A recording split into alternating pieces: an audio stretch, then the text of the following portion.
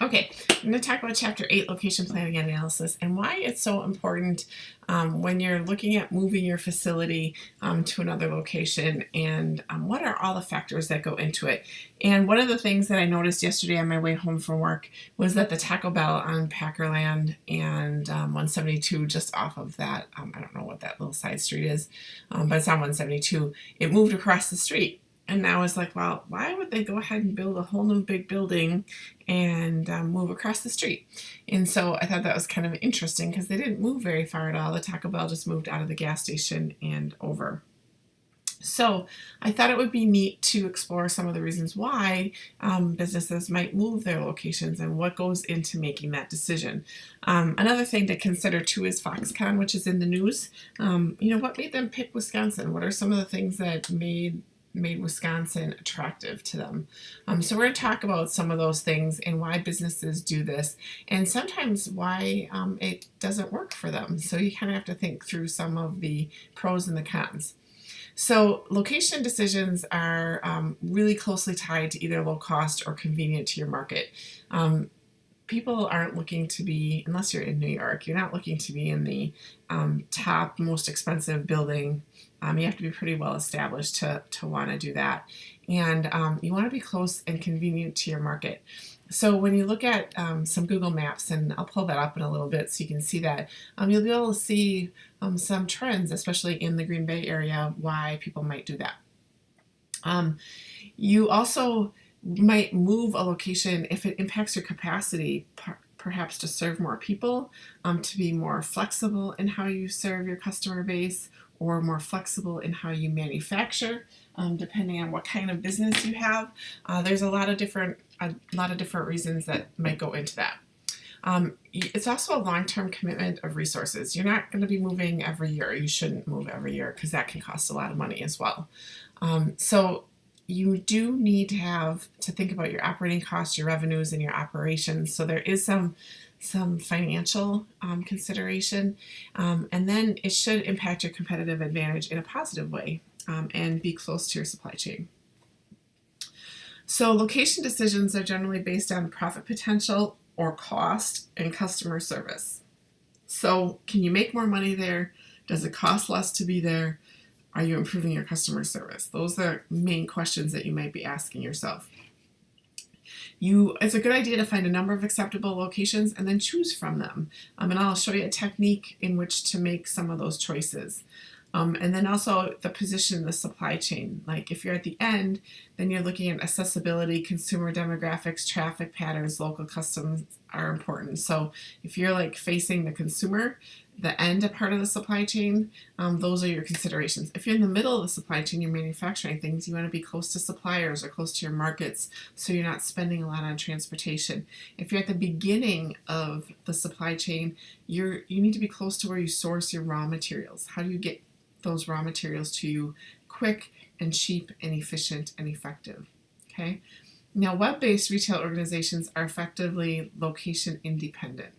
So a web-based business does not necessarily care where they're located, right? How your website looks is much more important.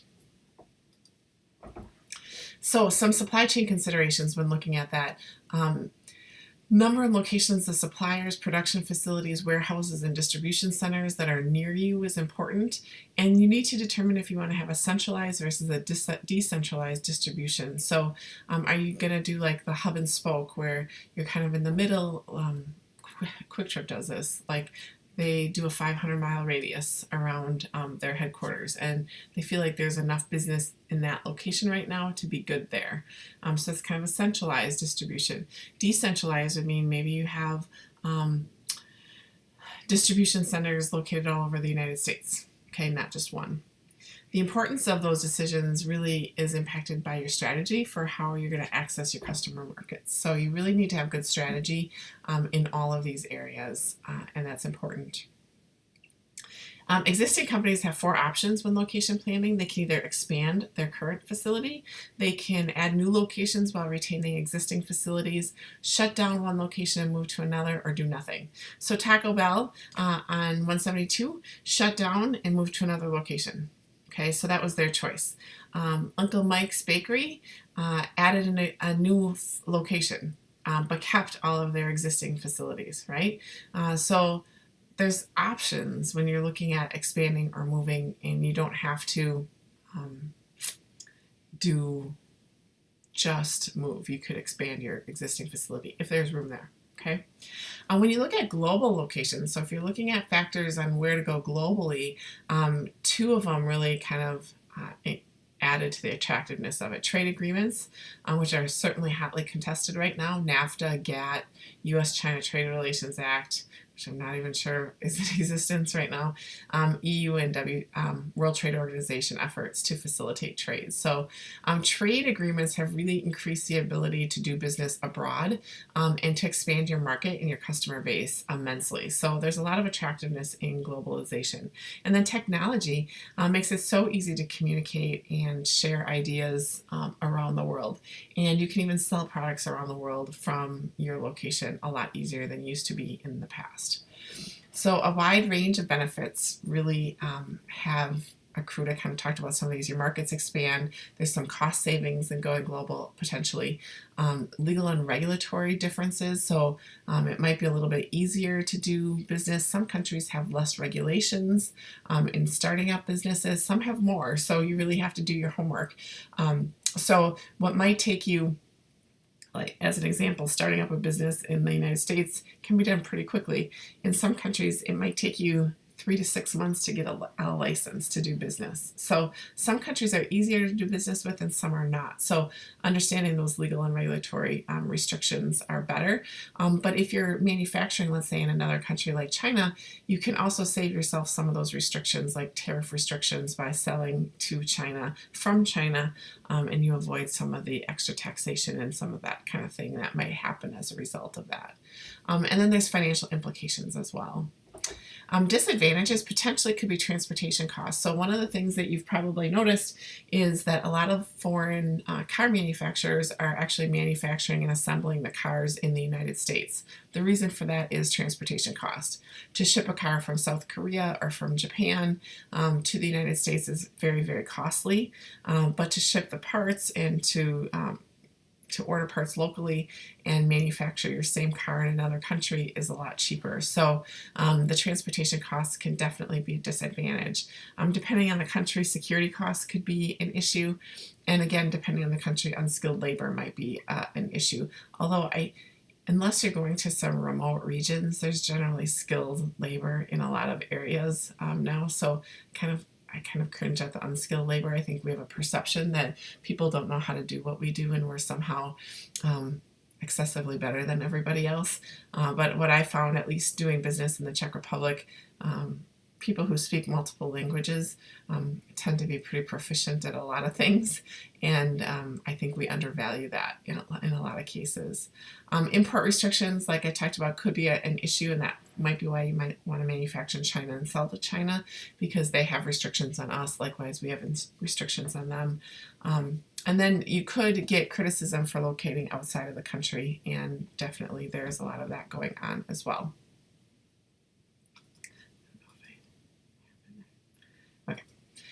So risks, definitely there's some risks. So some countries might have political instability and unrest, so you might want to be aware of that. Certain government structures lend itself to that. There's a potential for terrorism, but I feel like that potential is really anywhere. So again, unless you're in countries that Afghanistan, Iraq, where maybe you might have a little bit more of that. Venezuela right now would not be a great place to do business. North Korea is not a great place to do business, but those are pretty obvious things. So you just kind of have to watch the region or the area. But for the most part, a lot of countries are very politically stable. So you just have to do an assessment, I think, of what country you might look into. Economic instability, that is one to be aware of. Some of the southern countries in Europe, as an example, have a little bit more economic instability, and that can cause problems. Cuba has economic instability. Venezuela's got some economic instability. So just watching some of those countries and what that might create for you. And then legal regulations, ethical considerations, certainly, and cultural differences. I always tell people in my global class that, if you're doing business in another country, I look at what regulations are the most restrictive, and that's what I would follow. So whether it be the host country that you're going into or your current existing country, the US, those are the regulations that I would follow if they're most restrictive, because then ethically, I feel like we're doing the best thing that we can do. So those are important. Managing global operations, I'm not going to spend too much time on that. There's definitely some challenges with it in making sure that you understand language and cultural differences, and the global business class definitely talks a little bit more on that. And again, I think in here it's like very focused on the negative aspects of culture, but the positive aspects of culture are definitely there too. So there's a balance, and I guess I'd rather talk about that in a more balanced approach. So local decisions, the general procedure, what do you do when you want to change a location? First, decide on the criteria for evaluating those alternatives. What's most important to you? What are you looking for? Kind of what's your strategy going into it? Identify those factors such as location of markets or raw materials, and then develop location alternatives. So have more than one place in mind. Don't set your sights on just one. This is the only one best site. Look at what your alternatives are. Look at the cost difference between them, and how do you make the best decision. So identify the country or countries for a location, or the regions for location. Identify a small number of community alternatives. Identify the site alternatives among the community, and evaluate the alternatives and make a decision. When I worked at Schneider, we started an office in the Czech Republic, and we did a lot of that with, we looked at the security and safety of the Czech Republic. We looked at their political stance and their economic situation. We looked at the number of people that they have in the area that speak English. We looked at up-and-coming cities that would be a little bit cheaper than the large cities. We looked at public transportation and the ease of getting to the location for work. We looked at the educational level of people that lived in that community. So those are all of the things that we did when we looked at choosing a site in the Czech Republic to have an office. So these are some factors related to foreign locations. So I don't know that it's much different than local. So like customer preference, possibly like the buy local sentiment. You can go to a foreign country and source locally, and you can move to De Pere and source locally. So there's a lot of different options that you can do there. So I think all of these things on here are pretty similar in the United States as they would be in other areas. So these are, I would just say, not really foreign locations. I think these are factors for any location. One of the things that I look at definitely is raw materials. I'd look at the location of the markets. As a profit-oriented company or not-for-profit, how can you meet the needs of your users? Distribution costs, perishability, those are all important. The labor factors, like I talked about, the suitability of the workers in the area, the cost of labor, labor productivity, other factors. People might look at, let's say, Wisconsin. If our unemployment rate is lower than other areas, they might say it's going to be harder for us to find labor, and we might have to pay more for the labor that we find in that area. Maybe we'll go to Louisiana, where they have a higher unemployment rate and it's easier to find labor, and we don't have to pay as much for it. That same thing goes for other countries that you might be looking at as well. So those are things that are considered when looking at locations. I don't know what my mouse is doing. Okay, I'm not going to touch it. So identifying a community. So many communities attempt to attract new businesses, and this would be the deal with Foxconn. They really made a very lucrative deal for Foxconn to bring them into the area. There's a long time before, as a state, we break even on that deal. 2045, I think somebody told me yesterday. So they definitely have a very lucrative agreement to come here. And so that's one of the reasons why they choose this area. We made it the best option for them. And so a lot of communities will offer tax incentives and things like that to attract new business. Scott Walker had his whole, we're open for business campaign, and this was his motto was like looking at our quality of life and our services and our taxes and environmental regulations, all of those things. Like he wanted to really portray that we're ready, open for business, and we have people willing to work, that type of thing. And I think all the states do the same type of thing because they want to attract businesses to their state to employ the people living there.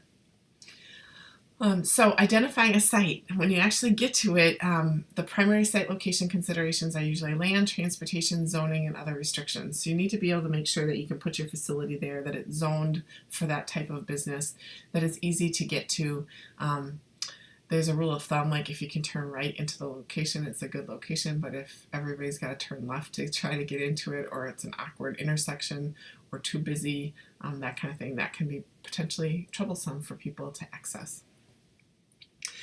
For multiple plant manufacturing strategies, look at how you organize your operation.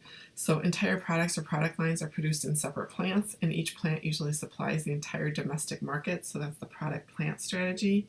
The market area plant strategy is looking at plants that are designated to serve a geographical area, and they produce most, if not all, of the products. So you could have a manufacturing plant in Green Bay and one in St. Louis, and one in Virginia as an example, and they might make all of the products and ship to their region only. Or you might have a plant in Green Bay, a plant in Ohio, a plant in St. Louis, and they each make something specifically different. The process plant strategy is that different plants focus on different aspects of a process. So automobile manufacturers might have an engine plant, a body stamping plant, etc. Working with the General Motors account, I was in the, they had like a truck plant, a car plant, and the truck plant, I went into the stamping plant, which is just an incredible thing to see for sure. And then also coordination across the system becomes a significant issue. So you need to know what people are doing at all of your locations and the timing of it. The automotive timing is pretty precise, and everybody knows what everything is being done, but people control that process very well. And then general purpose plant strategy. Plants are flexible and capable of handling a range of products. So that's the most flexible plant. Whatever you need to manufacture, you can do. It's probably the most costly to set up, depending on what you make, I guess. But the more flexibility you add to your system, probably the more expensive it does get. This geographic information system is computer technology that helps you make decisions in targeting your market segments, looking at locations relative to their potential, and then displays the information on a map so that you can make your decisions a little bit easier. So GIS systems are used a lot. I know they're used for dispatching and things like that as well. So people use GIS systems in a number of different ways. So now switching gears to service and retail locations, thinking about how close you are to raw materials is not usually a consideration because you don't need the raw materials. You're looking at customer access and how closely people can get to your location, how easy it is to get to your location. They tend to be more profit or revenue driven, so they're concerned with demographics, competition, traffic volume, patterns, convenience. And there's also the opposite thing that people might look at, which is clustering. So it's similar to the type of businesses that kind of locate near one another. So I'm just going to pull up a Google map.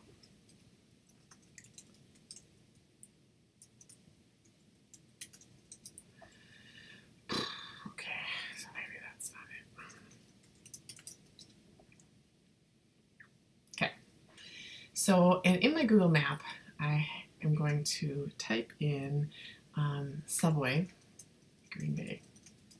Okay. So this is my map of Subway in Green Bay. So this is something where when you look at locations, they're spread out. If you look at the Mall of America, there's probably 4 in the Mall of America, but they tend to be located pretty close to one another. So as they're putting subways out, they're not necessarily thinking about how they compete with one another. They're looking at what's around them and what makes it convenient to get to them. Okay, so they're really looking at customer convenience and how is it easier or best to be able to get to the customer.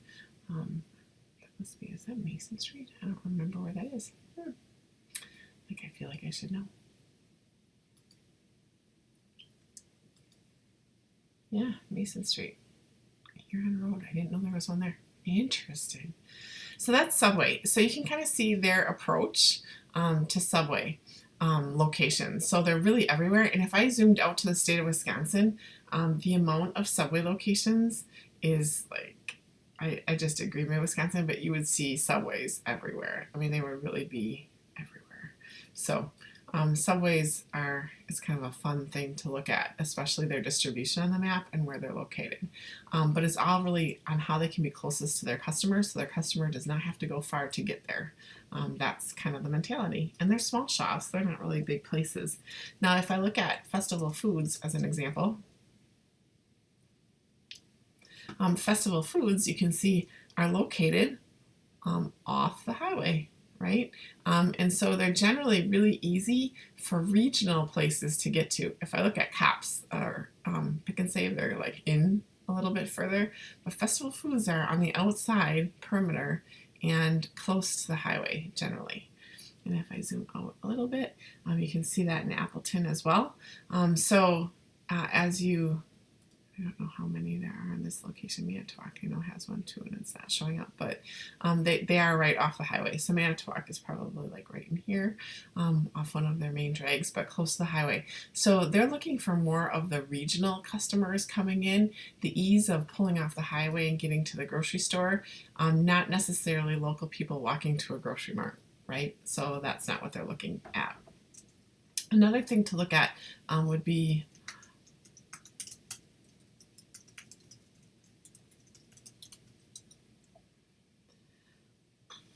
okay, so this is kind of an idea of clustering.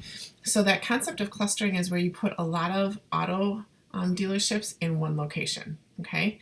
And the reason for this is when people are starting to look for cars, they will tend to move from one car dealership to another. And so they'll look at a car dealership, they'll cross the street, look at another one, they'll look at another one, and they'll kind of work their way around. I don't see the ones in Ishmael. There's a bunch of them down here too in this area. I think because I just put Great Bay, that's probably why. But you can see that they cluster. Another thing that is a clustering business would be hotels.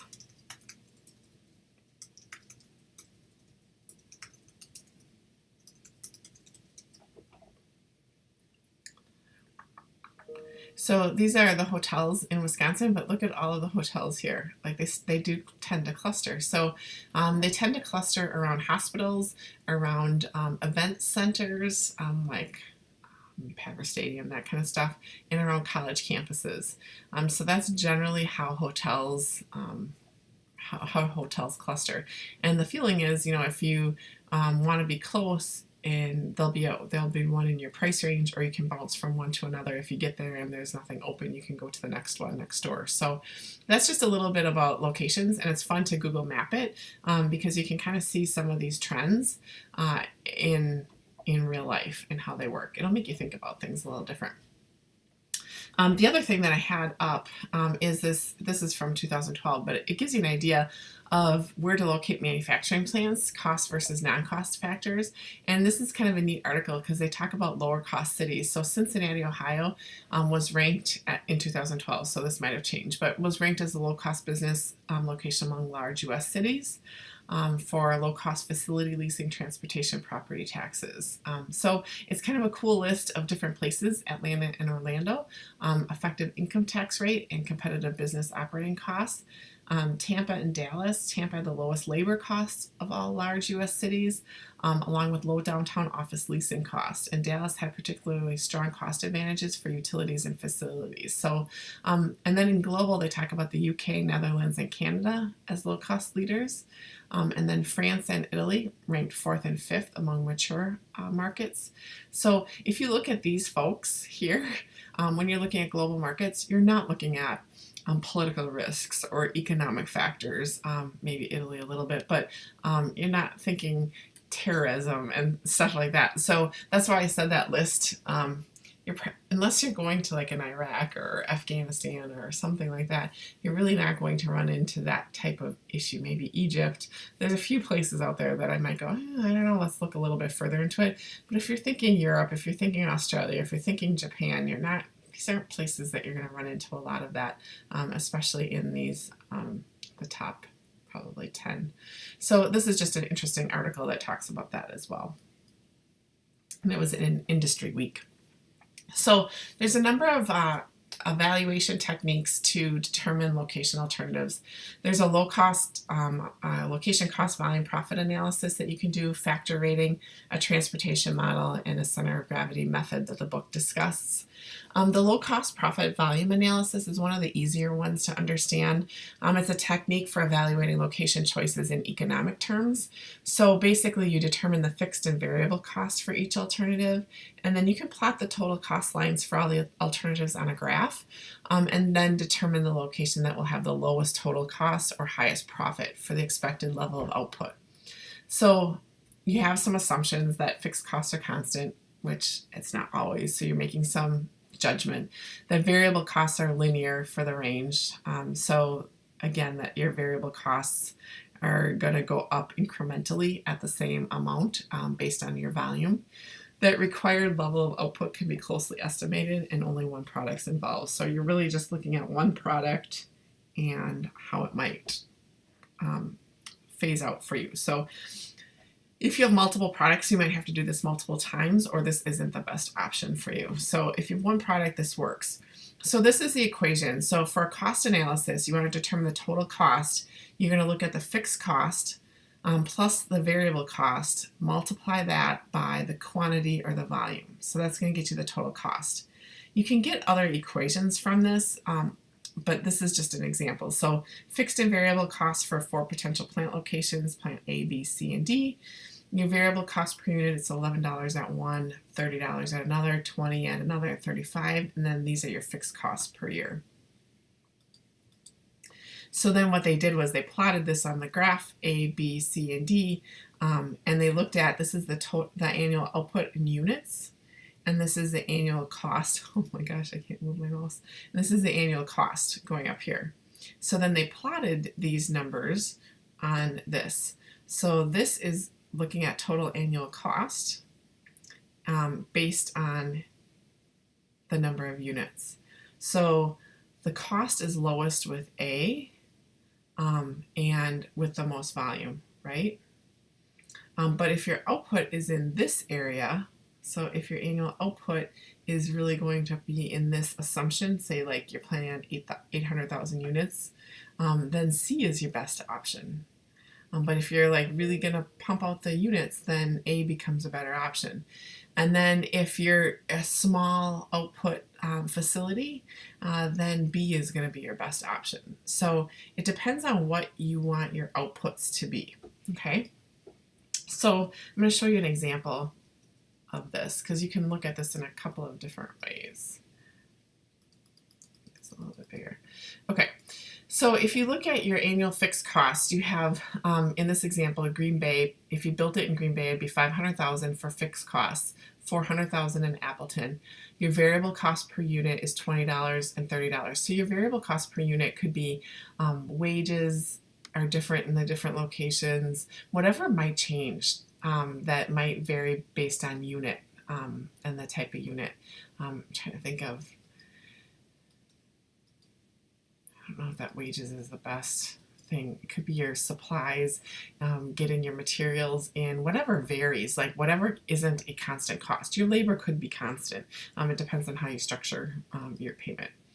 And then your expected demand per unit. So this is how much demand you're expecting. So you need to kind of be able to estimate something. So let's say you wanted to look at your profit calculation and you wanted to look at how much profit would I make at each location. So if I was going to do this, and I'm just going to do this in Excel, I'd want to look at my revenue per unit, and I did not include that in here. So let's say my revenue per unit is $150. So I plan to sell each unit for $150.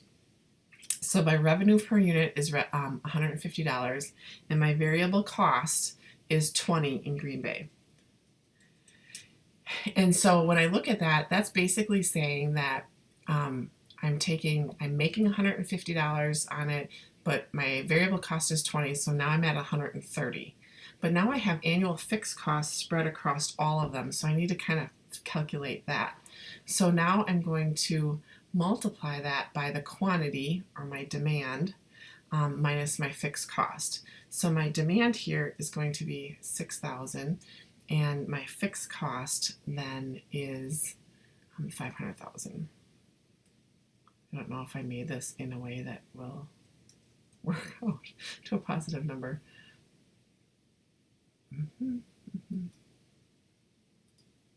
Okay, so I get 280,000 as my profit calculation. Okay, now I'm going to do the same thing for Appleton. So I said that my revenue per unit was $150. My variable cost is 30 in this case. I'm multiplying it by 7,500. Just put my multiplication sign on there. And I'm subtracting my fixed cost of 400,000.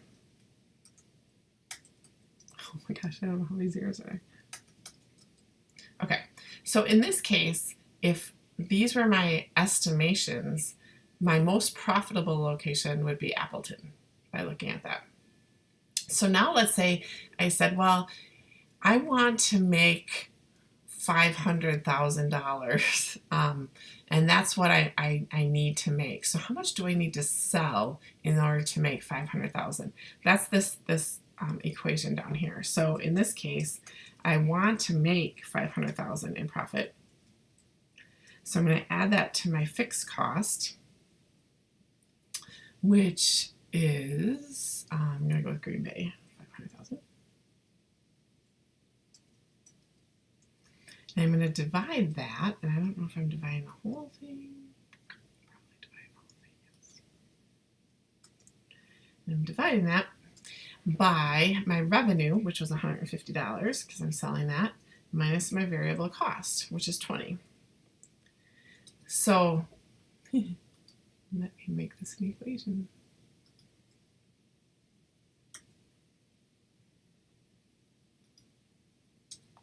So I would need to sell 6,646 units in order to make my $500,000 here. So I would need to sell more in order for Green Bay to be as attractive as Appleton is. Okay, so that's an example of the equations. It's pretty basic math if you can read an equation. If you're having trouble with that, my recommendation would be to take your book into the math lab and do a couple of those activities at the end of the chapter with someone in the math lab, and they can kind of help you talk through how to do that. That would be my recommendation. All right, the next one that they talked about was factor rating, and factor rating is really thinking about what factors are most relevant to your search. Is it accessibility from a certain highway? Is it distance to this? Is it closeness to this supplier? Whatever it might be. So you come up with your 5 or 6 different factors that are most important. You can also assign a weight to each factor. So let's say cost is most important. Then cost might be 30% of the decision, and everything else is 20 or 10% of the decision. So you can weight things a little bit differently. Weights typically sum to 1. You can decide on a common scale for all factors and set a minimum acceptable score if necessary, and then you score alternatives. These are a little bit more opinion based, but sometimes it's nice to have somebody else look at it. So the location, this example would be proximity to existing source, traffic volume, rental costs, size, layout, and operating costs. And so this is the weight that they put on each one. So the most important thing is rental costs. Layout would be another really important area, and probably traffic volume not as important for this location. So basically then they started ranking it, what they thought out of 100, score of 100 for each of these areas. So this is the score that they rated it at. You might have 10 different people rate these on a scale of 1 to 10, and then you add them up. And maybe this is the score that you come up with total out of the 10 people doing it. There's a lot of different ways to do this. So this helps you kind of determine what you think. So then you can add some weight to this. You kind of multiply this out and you can see which one would rate higher. Okay, so this is looking at 100. This came out as 100, and you multiply it by 0.10, you get 10 points. 80 times 0.5, you get 4. 70 times 0.4, you get 28. So that definitely adds a little bit of volume to that. The 0.10 by 86 and 8, so your total score is 70.6, and your total score here is 82.7. So it's, again, a little bit of easy math, but it's more of a ranking system, and it's a really, I think this is a really easy way to do that, especially if you have a couple of people looking at it and ranking them, and then you can come up with the calculation after. The people ranking them might not know what the weight is that you've assigned, so having some of that blind might be helpful in determining more of an honest opinion. The center of gravity method is a method for locating your distribution center that minimizes distribution costs. So it's really looking at your distribution costs as a linear function. The quantity to be shipped to each destination is assumed to be fixed.